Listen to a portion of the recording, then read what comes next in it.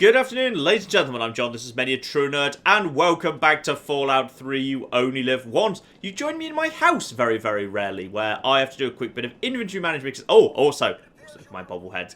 All my lovely bobbleheads. I've got quite a few bobbleheads in this game. I haven't kind of collected all of them, some of them are in dangerous locations, so therefore I haven't kind of gone to get all of them. But I do like the bobbleheads. I like the bobblehead stand. That's very, very cool indeed. Yes, we're heading into the pit this part, and in the pit, obviously, you can take in some stuff, it gets confiscated, you get it back later, but you're going to want to carry out some loot as well. So I'm going to quickly just drop off some stuff I'm not going to be needing. So basically what I've done is I've dropped kind of most of my conventional guns. I've kept a selection of mines, because those could theoretically be useful, and just I don't really feel comfortable unless I've got a big stockpile of mines on me.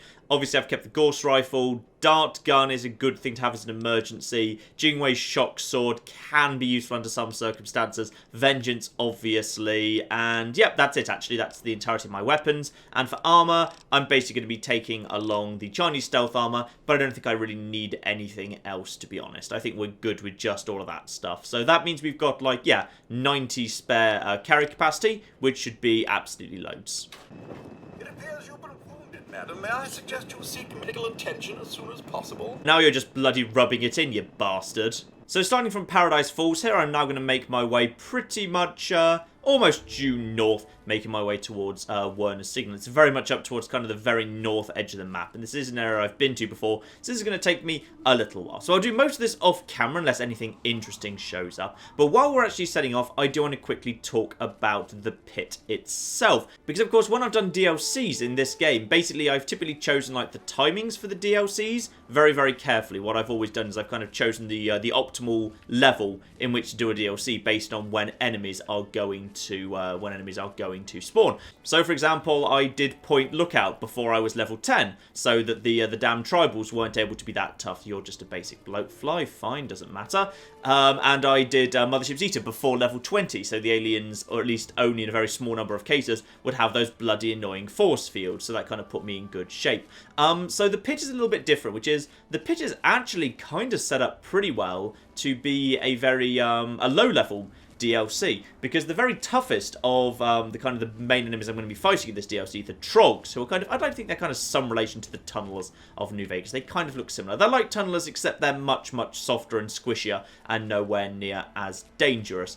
So yes, they're the main enemy I'm going to be fighting. And they basically come in three flavors. Basic ones, brutes, and savages. Savages start spawning in at about, it's level 12, I think. When your character is level 12, savages can start coming in. So if you want to do the pit, like, as easily as possible, maybe, arguably, you'd do it probably around level 10. Because at level 10, you could easily have got an appropriate weapon skill and your stealth up pretty damn high. But, you know, the toughest enemies wouldn't have spawned in yet. But at that point, I was a little bit busy rushing through Point Lookout, and I didn't want to do 2 DLCs in a row, so I thought, you know what, I'll come back to the pit later. But that does, of course, mean that now I'm going into a version of the pit that's going to be full of its very toughest enemies, which is a little bit on the problematic side. So yes, we're going to have Trog Savages all over the bloody shop, which is not bloody good. We are going to have some very tough arena fights. We're going to have, and obviously you don't have any of your equipment. So my tactic and what's carried me through this game so far, many of the DLCs, has often been, hello, what are you? You're a super mutant up there. That's super, yeah, super mutant masked up. Fine, we can skirt around the outside of you. You've no chance of seeing me at this distance. My tactic is, and always kind of has been, stay under-leveled, get better quality gear than the game expects me to have at my level, and then you'll be able to outpower the enemies that the game chooses to spawn in for you. Not going to cut it in the pit. The pit is going to be scruffy and scrappy, and we're going to take damage, but never mind, eh? We're in a slightly action-packed bit of the map here, by the way. It would appear... Oh, blimey, okay.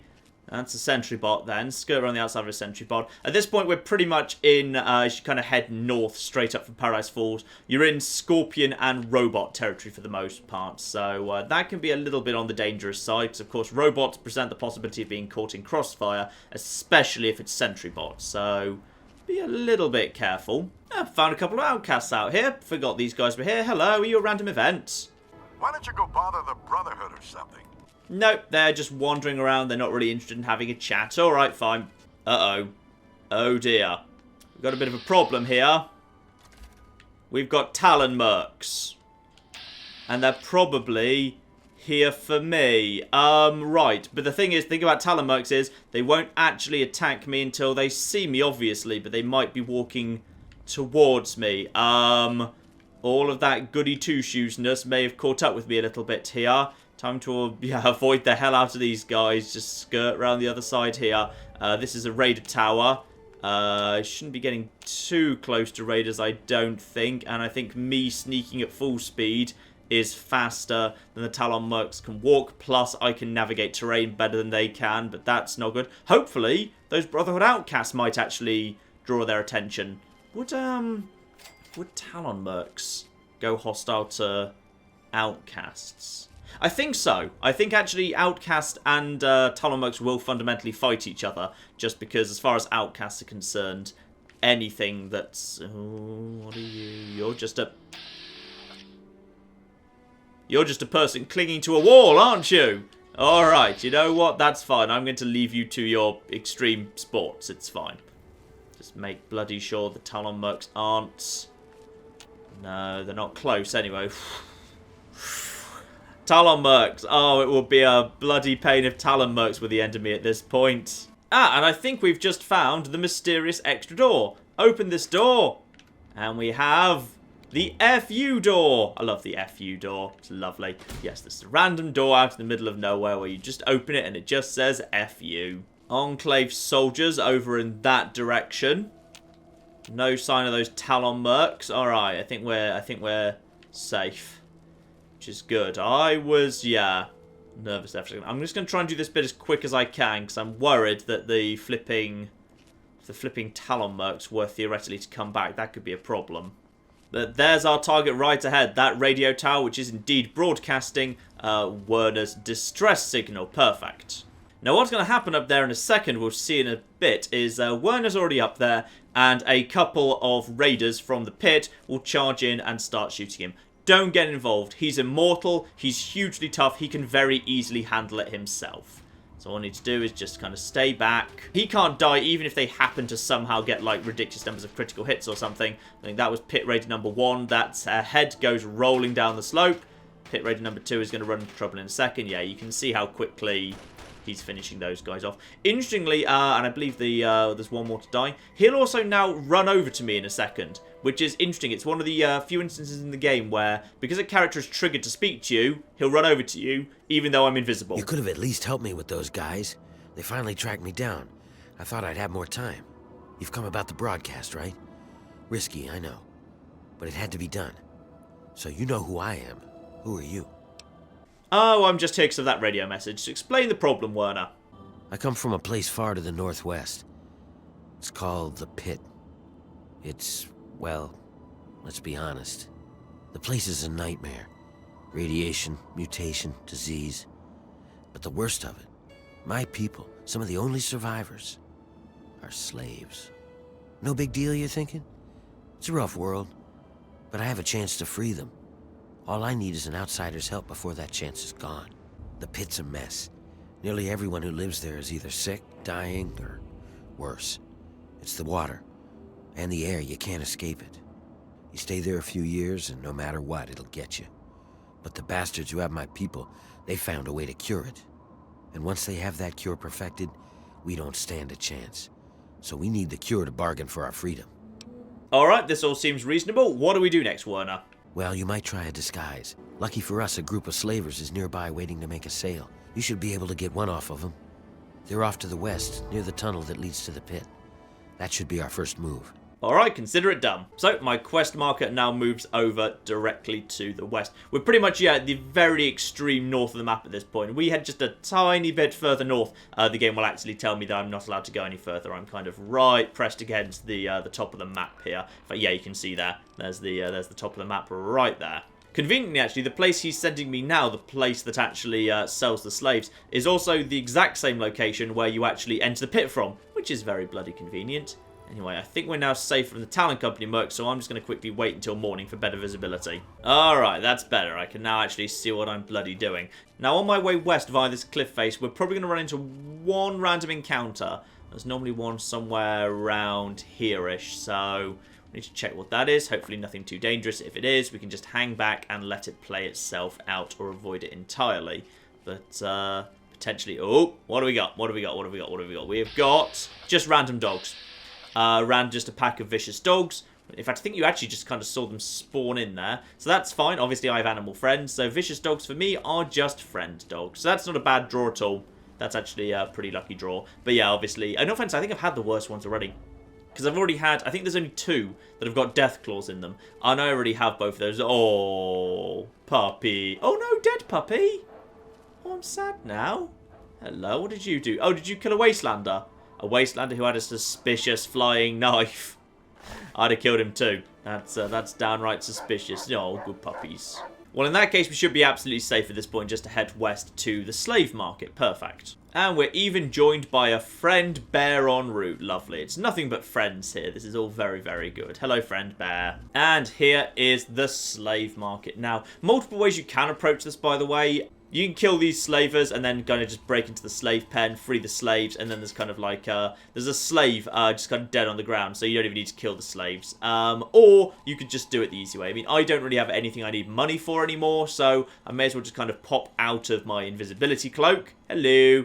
And speak to this guy. You're a slaver. Where is your leader? Ramsey, you're the leader. Let's go around the front of you, however. Let's have this conversation in front of the slave pens. Why don't we? Hello, Ramsey. Are you from the pit? I thought you were supposed to be a guy. So an unfortunate discrepancy there, but luckily I've got either Black Widow or Speech 100%. If you can, always go for Speech 100%, because Black Widow checks don't actually give you any experience, whereas Speech does. So, do you really care if I'm a man or not? I'm here to buy these slaves. I really don't. I'm just glad that you finally showed up. We've been waiting here for fucking ever. Whatever, man. No, we just established, not a man. We got 3. Usual price, 200 each. Boss says no trade, so cash only. And obviously 600 for all 3. I think that's fine. It's odd that there's no barter check, by the way. I've always kind of felt that's a little bit on the odd side. And sadly, no amount of playing for time or pretending you're sort of not interested or want to inspect the merchandise or anything gets you a discount. It is always 600. So, may as well kind of go back over to him and kind of say we're happy with that deal. What? And yep, I want to buy the slaves. Yeah? Well, 600 for 3. You've got a deal.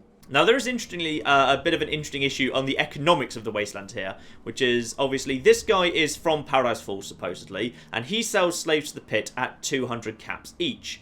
However, at Paradise Falls, the amount that Eulogy is willing to pay you for slaves is higher than that. Specifically in the quest, Strictly Business, the quest that you used to enter Paradise Falls in the first place, Grouse will happily pay you 250 caps for you to go out and capture a slave. It's 250 caps per slave. So yeah, Paradise Falls will pay you 250 caps to get a slave, which they then sell on to the pit for 200 each. So, Eulogy Jones, possibly not the greatest businessman that ever lived. Anyway, we've got the key now. Crack open the gate, and the slave will want to have a word with us. Hello.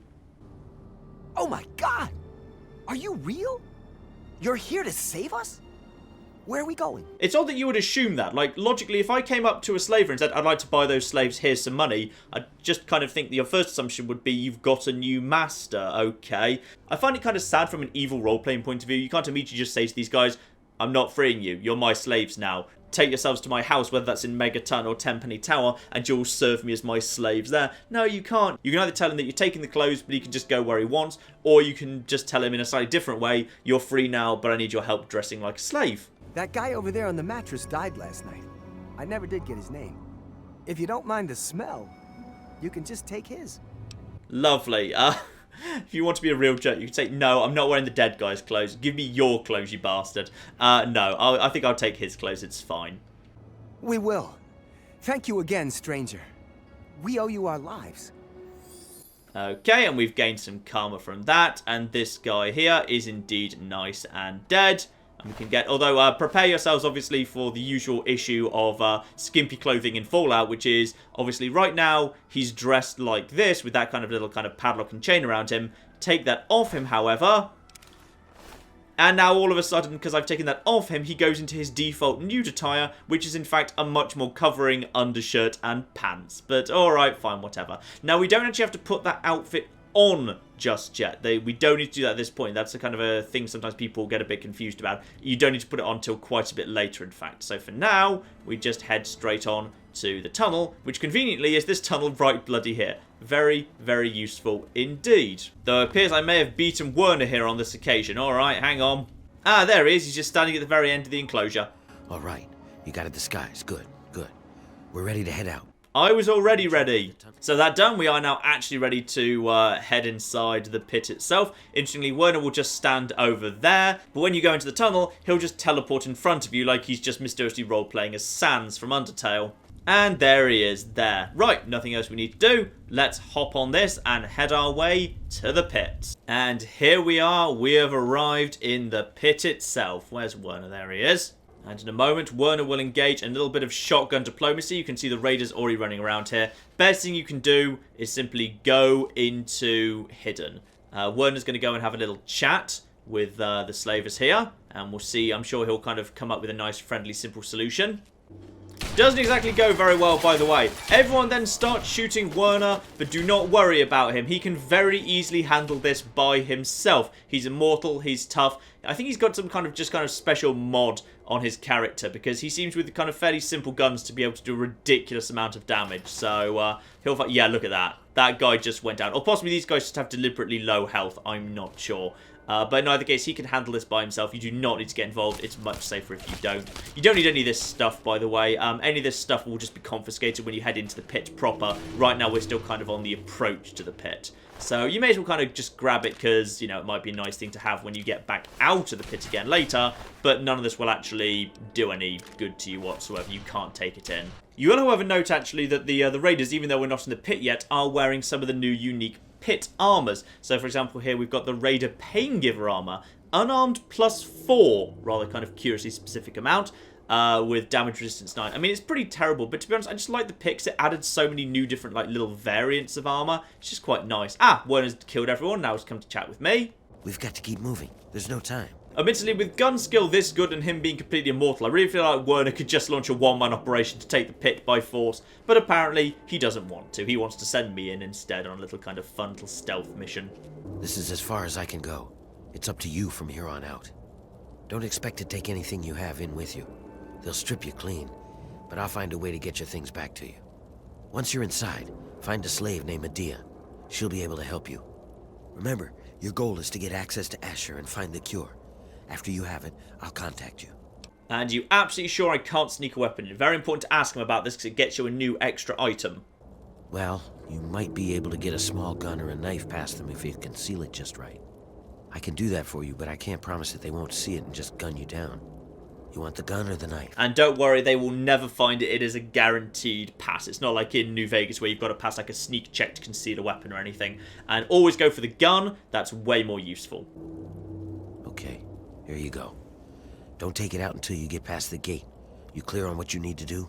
Absolutely. And by the way, even if you are a melee character, or primarily a melee character, if you're willing to use guns at all, always take the gun. Because before you run into any trouble in the pit, you will actually kind of have a better melee weapon than that knife by far. Whereas the gun, it is at least nice to have a gun to start off with.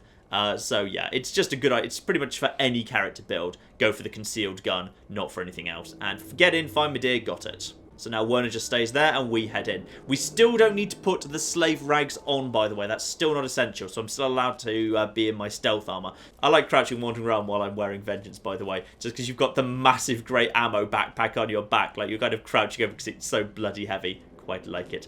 Over there, the red over there are what are called wild men. These are kind of the human enemies of this DLC. For them, we'll mainly be wanting to avoid them, to be honest, because obviously they are the ones who have guns. They're not all armed, by the way. They have a kind of, I think they kind of have a higher chance than a typical raider to actually be kind of using melee weapons. But we can very easily sneak around these guys, and obviously we've got no issue we need to pick with them.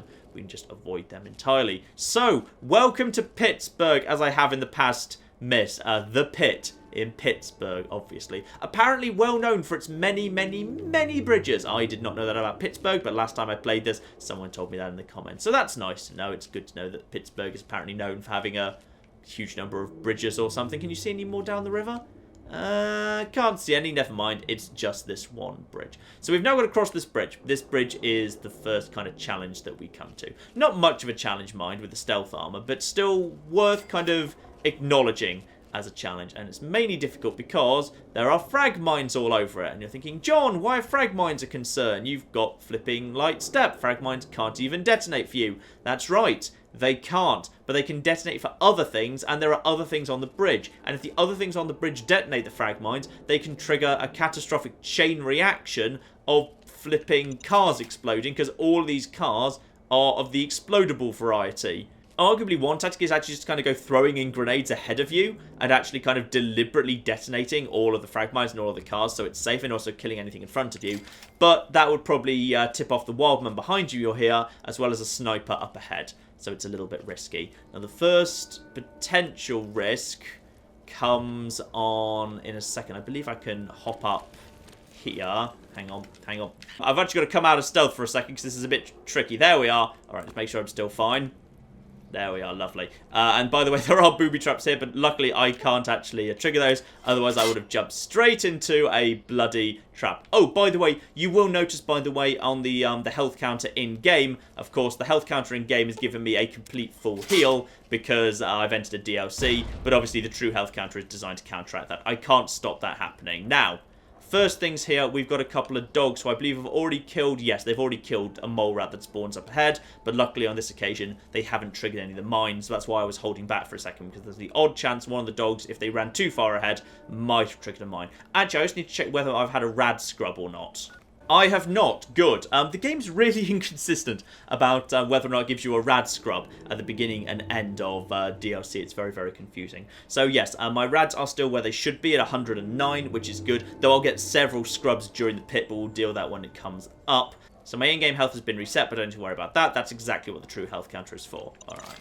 Let's get up the mines just to make sure the dogs don't accidentally trigger them. Dogs, obviously because of Animal Friend, are completely harmless, so we're fine. We can just get a whole pile of mines, including just 5 experience per mine. Stacks up.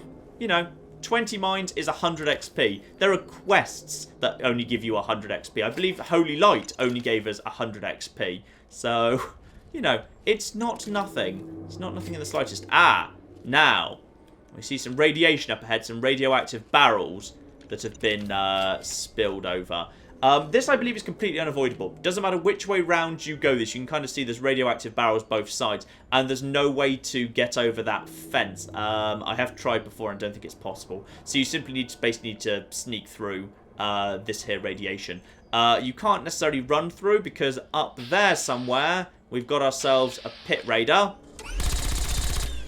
Not anymore, there isn't, though. So now that he's dead, I can safely just run through these here rads. But obviously, because I haven't had my gear taken off me yet, I can at least kind of pop a Rad-X first. So, 1 Rad-X. Lovely. Rad resistance goes up to 85%, which it's capped at. And now we just run through here as quick as we can. Obviously, the game's kind of trolling you because it also puts mines in this area. And down we go. That should be nice and easy. Only picked up a rad or 2 there. Yeah, unavoidable rads. And also at the edge, kind of as you go through the rad field, they put flipping mines down. Because this DLC's a troll. I love this DLC, by the way. I think the Pit is my favourite DLC. And it also reminds me a lot of Dead Money. In New Vegas. Arguably, I'd say it's a lot better than Dead Money in New Vegas, because Dead Money in New Vegas gets a little bit obnoxious with it being kind of so difficult and with so many kind of tricky mechanics interacting with each other.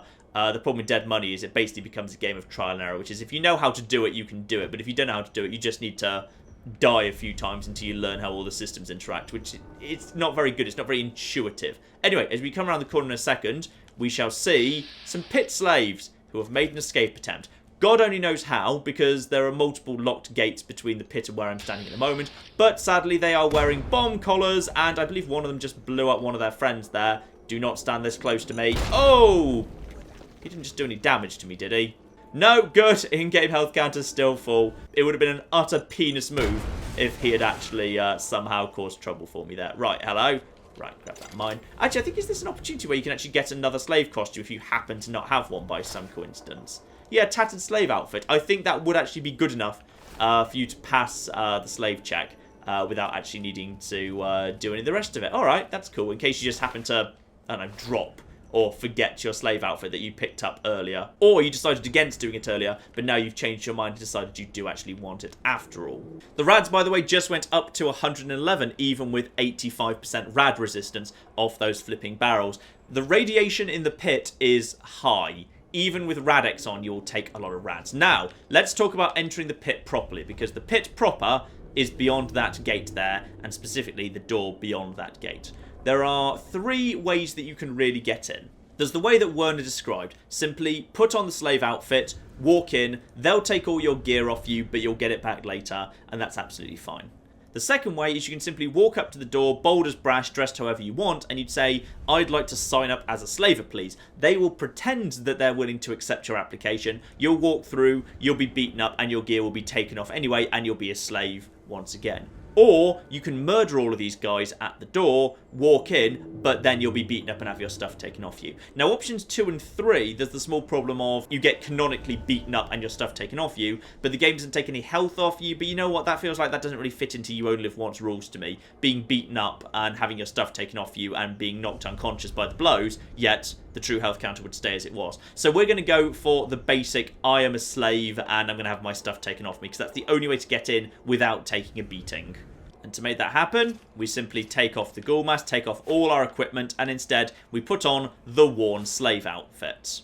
Put away the guns as well. We just want to be a perfectly normal slave. There we go. You will, of course, notice, as usual in Fallout 3, because I'm a female character, the armor just sort of miraculously changes. A thing that did not happen in Fallout 4, with the exception of Grognak's armor, which it does happen for, because the male Grognak's armor, the male character's chest is completely bare in Fallout 4, so obviously the female variation of Grognak's armor did have to add a little bit of a kind of a bra section. Just to avoid it being a little bit on the indecent side. And oh, I'm a slave, I tried to escape, but I couldn't get past the bridge or the mines or something.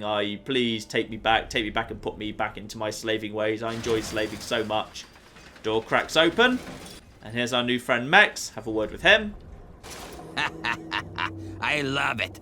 Another slave wanted back here, huh? What's wrong? Couldn't get over the bridge? You're lucky I don't fucking paste you. Why, I should... Wait, what the... Now, would you look at this? Where'd you get all this shit anyway? Whatever. Mine now. Thanks, Scab. I hit the jackpot today. Now get back in there and get to work, or next time I'll just stake you out there for the drugs.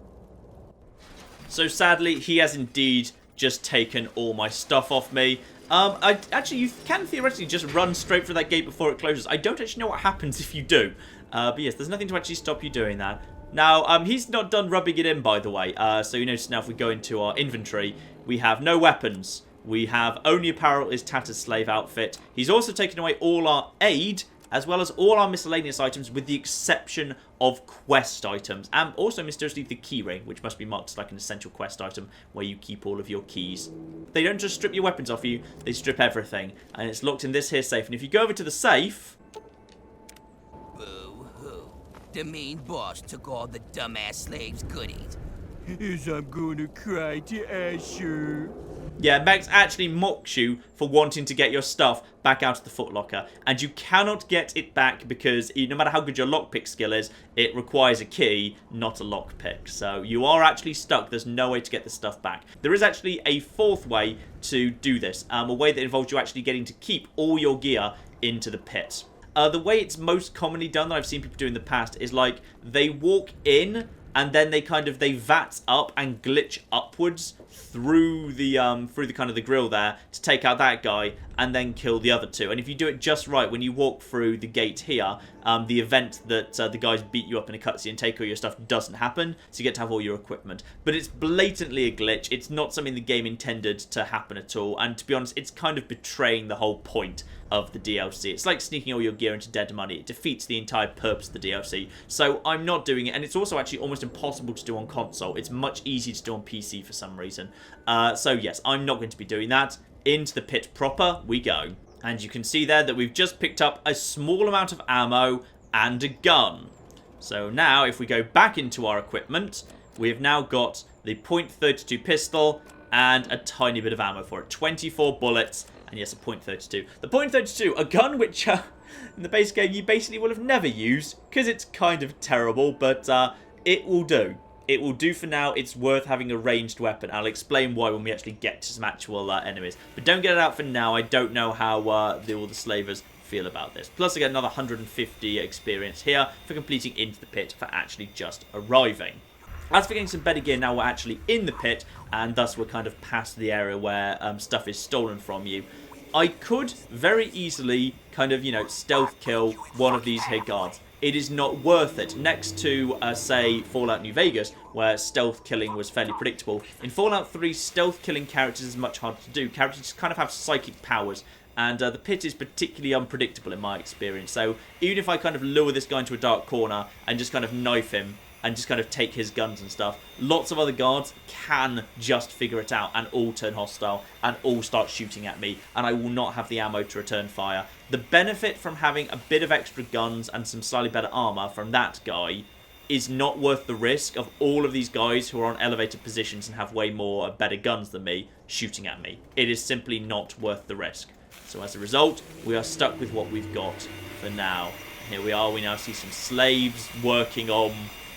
I don't really know. It's never really specified what the slaves are doing. It's kind of strongly implied that basically like this is like a metal foundry and they're like producing armor or something. But you never see like the economy functioning at all. Like the things that they're making, like armor or whatever, you never see it being sold or transported. Quite frankly, it strikes me as a kind of a bit of a waste that actually kind of the pit didn't add, say, a new trader into the capital wasteland who was selling kind of pit-related armors for very high amounts of money, because then it would kind of make sense. These slaves are producing armor, and that armor is producing money, and that money is being used to fund the entire operation. But no, the pit economy, though it seems to rely on slave labor to produce things, we never really find out what the things are actually being used for, so that's a shame. Avoid the tricycle, obviously. Instead, head straight up. Ah, and here's Midea come to meet me. Werner sent you, didn't he? Good. He finally found someone. We can't talk out in the open like this. Meet me in my house as soon as you can. We'll talk there. And that works for me. We have made contact with Midea, and we can now meet her in private at her house. Now, one of the things I absolutely love about the pit, by the way, is the game is really not kidding about how it has kind of taken everything away from you and stripped you down into a slave. Because basically all of your skills at this point are broadly useless. The slavers all live on these kind of elevated platforms looking down at you. How do you get up there? You can't. That requires a key. All the gates require keys. No matter how good at lockpicking you are or how good at hacking, you cannot get through. There's another slave here. I wonder if you've got anything good on you. No, you don't have anything good on you. It's very hard to get any good equipment at all. There's one little cache of stuff back here I'm going to kind of just quickly come and grab. So in this here motor, which is in fact a hollowed out engine block, open that out and we get Rad-X and 2 stim packs. Now the Rad-X is crucial. Rad-X is one of the most desirable things I'm going to get because, as you saw, I've had all my equipment taken away from me. Anything you've got? Ooh. Excellent, someone died here. Okay, so, Pain Giver Armor, Unarmed +4, a lead pipe, Pain Giver Armor. Not bad, worth having. I don't know if that guy's always there. I don't remember him there, actually. He must be. Surely he must. He must be just, yeah, he's designed to, like, have overdosed in a back alley. I think I'm allowed to wear what I want. The guards don't mind me putting on other gear, because you can like put on other gear that you get later. So the Raider Pain Giver Armor, that kind of just gets my damage resistance up just a tiny bit and gives me a tiny bit of... actually, no, I get plus agility. I'd rather have the agility, to be honest. The thing is, like, for 6% damage reduction, which is effectively going to do nothing, I'd actually rather have, yeah, for Unarmed +4, I'd rather have a +1 agility for extra action points. And the extra endurance is probably just a little bit more worth it to me than flipping 6% damage reduction, because the guns in this DLC are relatively low powered. You have weak guns, but the enemies are relatively weak as well. It's all a very low powered DLC with crappy guns and accordingly not ridiculously tough bullet sponge enemies. But we'll kind of get to that when we get into kind of the actual fighting. So as a result, actually, damage resistance being increased by 10 is almost kind of worthless for the most part. It's better, just like in the early game of Fallout 3, focus on armors that give you benefits and ignore armors that give you just ever so slightly more damage resistance. Benefits off armor, unique benefits, are way better than slightly improving your damage resistance. Anything in here by any chance? No, nothing whatsoever. Well, on the plus side, we've got some Psycho and a single dose of Rad-X. That's a damn good starting point. I will check these boxes over here too. Ooh, metal box. And a pre-war money and 1 baseball. Not that useful. All right, we can talk now, but we shouldn't take too long. They saw you come in here, so they'll come looking for you if you take too long. I have a plan for getting you into Asher's palace, but we need to wait. In the meantime, you're going to have to blend in. You're going to need to look busy, or they'll sniff you out pretty quickly. And if they get too close, you don't look like you belong here. So I'm going to send you out to do a job that will keep you away from the guards. This advice, by the way, that the guards will sniff out anyone who stands around doing nothing is coming from Midea, who spends her entire life standing around in her house doing absolutely nothing. Outside of the mill, there are a bunch of old steel ingots just lying around. Every so often, the foreman puts out a work order to collect them. It's practically a death sentence, and they never assign it to anyone. They make us pick who's going to do it. Bastards. The contamination gets to everyone to some degree. For most people, it's some form of cancer. Sometimes harmless, sometimes not. For others, the contamination drives them insane. If it doesn't kill them, it changes them. They become animals, deformed and inhuman. It's not pretty. They're everywhere and they kill on sight. So, that's kind of introduced our 2 types of enemies in this DLC. We've got the wild men, humans who have just gone insane and effectively just become like feral raiders, if you like, and the trogs, who are mutated humans who've kind of digressed into some kind of hideous tunneler-esque form. Lovely. And where can I get some weapons? Make sure you ask about this. This is very important. I can't really help you there. Ask around. Maybe check with Marco in the mill. He's been making some of our tools into weapons.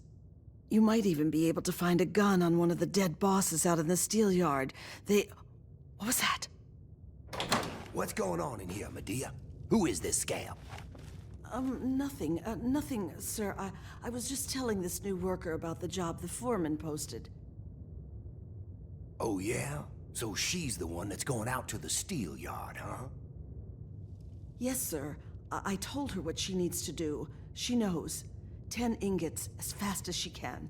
Now, let's just quickly scan her room, see if we get lucky with a couple of drawers. Pack of cigarettes, no. Open desk. Obviously, like, containers have a random chance of having something good in them, so dirty water, no. Food, no. Milk bottles, no. Nothing good in here. Shame. I mean, I'm not sure if she can even spawn Radix in here, but we need to get Radix as soon as possible, because radiation is one of the big dangers of this DLC, and I need as much of it as I can get my hands on as soon as possible. Anyway, let's head on our way. So this is kind of the fairly small downtown area. Oh, hello. Have we got a slave being beaten up there? Yes, I think that's a slave being beaten up. Lovely. 1 pit slave being beaten up and 1 pit raider. But in all fairness, they're kind of just playing with each other, because actually, if you just kind of keep an eye on the slave's health, he's not actually taking any damage whatsoever.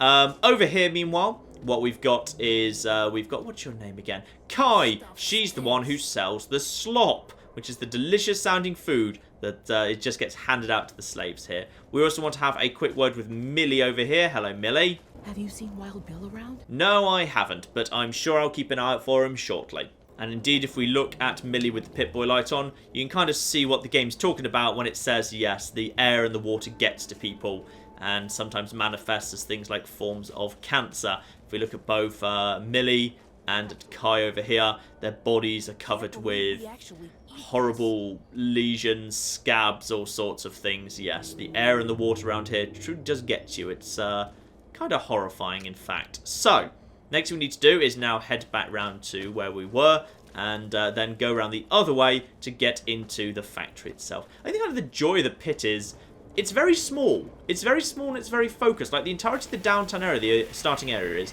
this area you've just seen, round the corner here, and then that's the factory itself. That's the entirety of the first kind of part of this DLC, just takes place in those areas, and then one area, the steel yard behind it.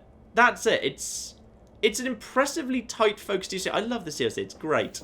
And into the mill we go. I like the mill. The mill is suitably big and shiny and stuff. Now, what do we have here that might be of use? A whole bunch of turpentine. Filing cabinets gives me nothing but pre-war money, unfortunately. That's all. Yeah, that's one of the big filing cabinets that's only worth one thing. Anything here? Come on, Radix. No, just pre-war money, darn it. I'm hoping I just get lucky with a Radix draw. The factory is spectacular. I just love it. I love the big old ingot pressers and slaves and the giant kind of buckets of molten metal being kind of hoisted above. It's very, very cool indeed. I do like it. This is also kind of the first day you need to start worrying about radiation, by the way. That down there looks down into the arena. We'll get to the arena later, but if you get too close to it, there are rads that come off that thing. So give that little kind of, this kind of mesh fence a bit of a wide berth. Otherwise, you may take some rads you don't actually want to be taking. Anyway, head around here. First things first, we want to find Marco. Marco, the chappie who we were told about by Midea a second ago. Though actually, while we're there, we also find an injured slave around here, and the game does a little bit of a moral choice for us, which is if we talk to this here Pitt slave, with proper application of medicine, this man's injuries could be lessened enough that he could be put back to work, but not completely cured. The only way to end his suffering is to end his life. So indeed, we can do nothing and leave him in agony on the ground. We could treat his injuries, but all that would happen is he'd basically end up disabled but forced to work in terrible pain anyway, or we could put him out of his misery. And broadly, given the alternative is being a disabled slave forced to work anyway, probably this is the better option. You don't get anything for doing that, by the way, and interestingly, the game also doesn't do anything like give you kind of plus or minus karma. An interesting example of kind of Fallout 3 being willing to accept that sometimes there are difficult moral questions that don't simply result in you have gained karma or you've lost karma. Yes, this particular DLC acknowledges that there are tough choices where it's not quite clear whether something's good or bad in the end. But anyway, on to Marco, who's in this here office. So we're just going to go around the corner here and have a chat with him. Now, bear in mind, this is Marco, who's never met me before and has no real idea who I am. And indeed, Midea has no real idea who I am. And Werner only just met me the other day. But if we speak to him... Hey, not so loud. The bosses can't see what I'm up to over here. What exactly are you doing, Marco? Making weapons. Lots of them. There's something coming, and soon. He's talking about the upcoming insurrection very openly. And I need a weapon, can you help me out? Yeah. You're the one Midea told me about. Werner sent you, right? I can help you out. Take this. It's called an auto axe. Nice, huh? I make them out of the old car parts the breakers drag in from the city. Do what you can with it. Just be careful around the bosses. Make a wrong move, and you're done. So, he's now giving me an auto axe. There's multiple types of these. I think there's like 4 different variants in the entire pit. The basic one is called a steel saw, and if you kind of kill the slaves who are using the big whirly bladey things, that's what they're using. They're using steel saws. He's giving me an auto axe, which is twice as strong. So you can see there, the auto axe is damage 28. But kind of like, say, the Ripper or the Chainsaw in Fallout New Vegas, it is one of those weapons where you just kind of hold it forwards, and it's a high DPS kind of ongoing weapon thing. So kind of, yeah, it's basically just, yeah, it does damage on an ongoing basis. Very powerful against enemies with no damage resistance, where all they've got is their hit points, which is very, very convenient indeed. Now, some of you at this point may well be asking, John, why didn't you spec your character towards melee weapons, if obviously you're going to get yourself a nice auto axe in what's actually a pretty decent condition? Well, the reason I decided against that was actually the original plan. That was my plan all along. My plan was, yes, respec my character slightly for kind of these sorts of weapons, and actually take as my level 21 perk, instead of taking Grim Reaper's Sprint, take Tag, and actually tag melee weapons, as well as, rather than maxing out energy weapons, instead kind of put like at least 15 experience into melee, so this thing was a lot better. I decided against that, kind of pretty much as a snap decision after the slight disaster last time where I took the massive hit in Broken Steel in Death from Above. And the reason I decided to make that kind of change is I now do not believe that even attempting to use the auto axe, except in an emergency, is a good idea. Even as a basic weapon, it carries a little too much risk. For the most part. So instead, I've actually switched towards an even higher risk strategy, which is I'm going to try and make do entirely without the auto axe and see if I can get by with conventional weaponry. And then if I can just survive long enough to get enough conventional weapons, I might, just might, be in pretty good shape. Because with energy weapons maxed out, if I can just get some energy weapons in this DLC, I might be okay.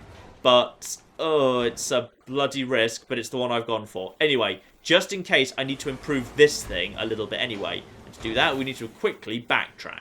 So just outside the mill here, around the corner, completely isolated from anyone, is this lovely chappie. And his name is Adam. He's a lovely chap. Speak to him and he's just kind of very happy-go-lucky. He's got a very positive mental attitude. Hey there. Welcome to the family. A very conscientious slave there. Unfortunately, he's holding an Autoax or a Steel Saw or something, and he's one of the most isolated slaves in this DLC, and that means he's going down. Sorry, Adam.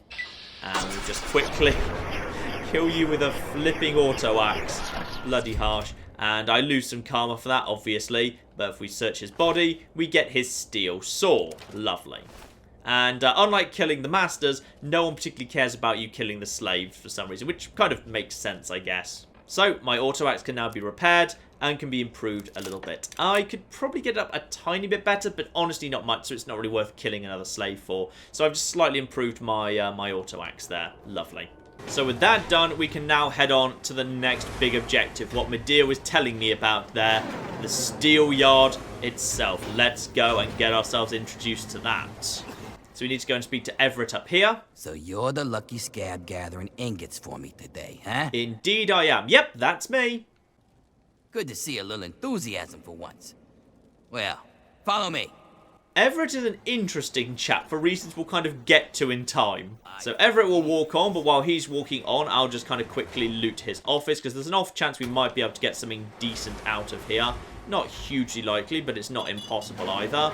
Open his toolbox. Conductor, resist urge to take Wonder Glue. Do not take Wonder Glue. Not actually that useful in this game. Take all the bottle caps, though. So, Everett brings me to the door here. I need to gather 10 ingots just to be allowed to continue. And last cabinet that might contain something, it's completely empty. Lovely. Alright, well, I picked up 1 Radex. That's not a bad starting point, and actually it's not great either, but alright. So, yes, beyond that door is the steel yard. Next week, ladies and gentlemen, we're going to go out and we're going to do the steel yard and beyond. That is the first great challenge of this DLC. But we've made it here. We've got everything that we could possibly... the bloody trog just kind of standing up there. Yep, I'm going to eat you later. Yes, next week we are going to do the steel yard, because the steel yard is massive and complex, and I've got a plan, but it's a plan that's not going to survive contact with the enemy, I'm absolutely sure. So yes, more Fallout 3 You Only Live Once next week. But in the meantime, ladies and gentlemen, I've been John. This has been many a true nerd. It's been Fallout 3 You Only Live Once, beginning the Pit. Thank you very much, and goodbye.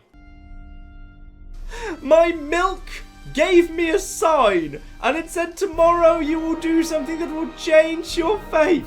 Is my character simultaneously using a phone, using a laptop, smoking, and driving in a rainstorm?